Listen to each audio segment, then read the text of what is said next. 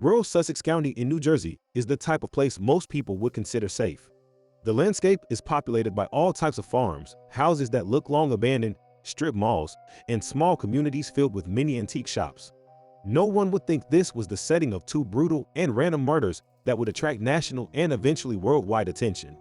Unfortunately, murder happens everywhere. The pizza delivery gone wrong, Tony's Pizza Imposter in Hardyston, New Jersey received a call on Saturday night, April 19, 1997. The caller ordered 2 pizzas to be delivered to 196 Scott Road in nearby Franklin, NJ. Tony's wasn't the only pizzeria called to deliver to the house on Scott Road, and not the first time the caller phoned Tony's that night. Investigators found out that the callers contacted many other pizzerias. All the other restaurants refused to deliver to the address. When the caller first contacted Tony's and found out that an employee, 22-year-old Jeremy Giordano, was working, they hung up. Owner Giorgio Gallaro was suspicious about the order, so he decided to accompany Giordano, and the two left the pizzeria at approximately 10:30 p.m. Giordano and Gallaro pulled up to the house. Jayson Vreeland, 17, and Thomas Koskavich, 18, waited outside. Gallaro was on the passenger side, rolled down the window, and told the two boys how much money they owed. A 2017 New Jersey Herald article, 1997 Thrill Killings of 2 Pizza Delivery Men, Sharp County, reports that Vreeland asked Koskavich if he had the money. Koskavich reached into his pocket.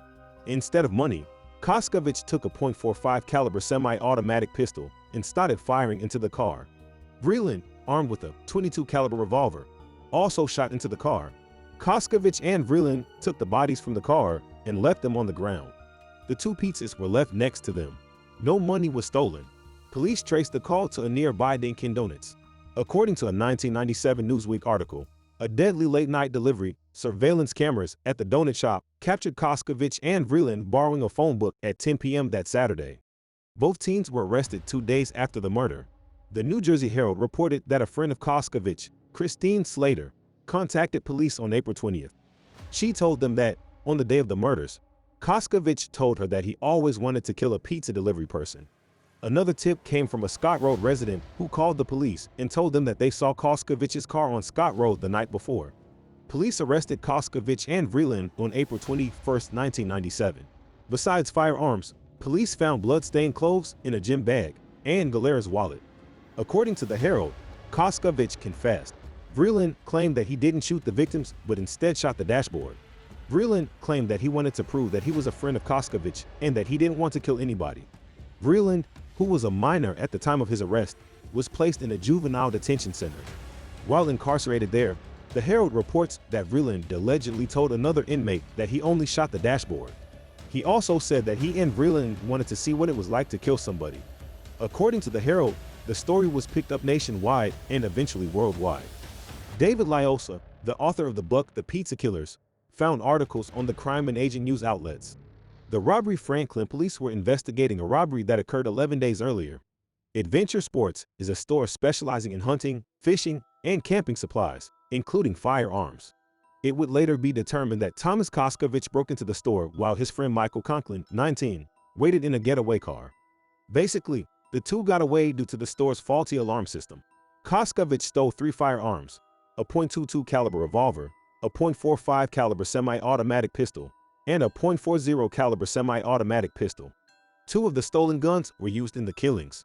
According to Vreeland, the original plan was for Koskavich and Vreeland to sell the guns, to buy cocaine, then sell the cocaine.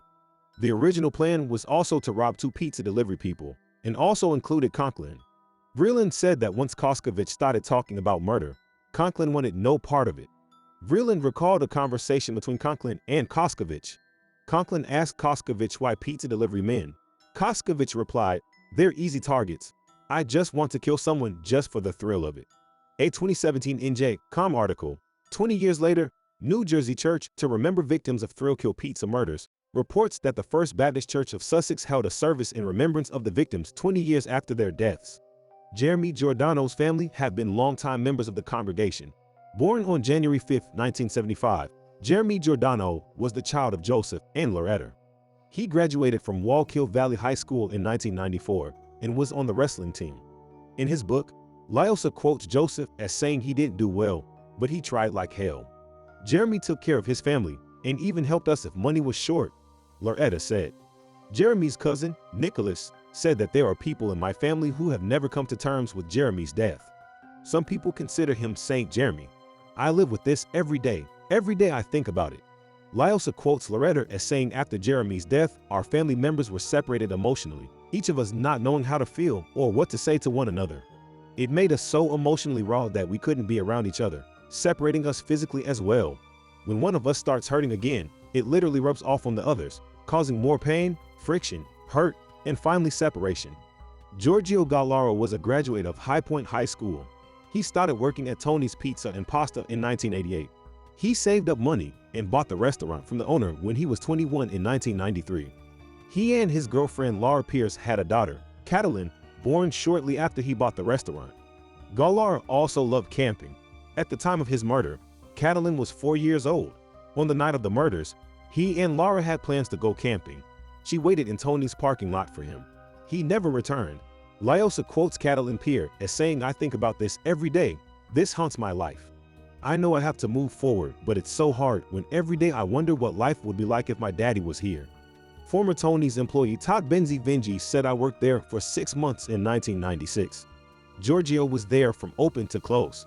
Jeremy knew every crack and crevice of this county. If you asked him for directions for delivery, he could tell you what kind of grass was on the lawn. Jayson Arthur Vreeland was born on September 5, 1979. He moved around a lot during childhood. He was bullied at school and even ended up with a broken arm at one point. I got pulled out of a school bus by a bully. The bus driver didn't care. The bully opened the door, pulled me out, and started to beat the living hell out of me. I got into fights, but only on the defense. Vreeland said that he started using drugs at age 14. I really acted out in school so I would fit in. The other kids saw me as the kid who would do crazy things and take a ton of drugs. It seemed every time I moved and went to another school and being the new kid I was picked on. The only kids who didn't seem to pick on me were the druggies. It was nice not having to fight all the time. Oddly, Vreeland fondly recalls getting pizza from Tony's with his family when he was younger. He also said that he knew Jeremy Giordano, which is why he hung up after learning that he was working that night. Thomas Joseph Koskavich was born on May 6, 1978. His parents abandoned him, leaving him in the care of his grandmother, Bertha, who is described as an addict who abused both painkillers and alcohol. She also had gambling issues. Koskavich spent most of his time with his uncle Leonard, who is described as a career criminal and a drug addict. Koskavich also began using drugs at a young age. He would steal pills from his grandmother and do drugs with his uncle. Both Vreeland and Koskavich were convicted and received life sentences. Vreeland will be eligible for parole on October 14, 2044, at age 65. Koskavich will be eligible for parole on October 20, 2072, at age 94,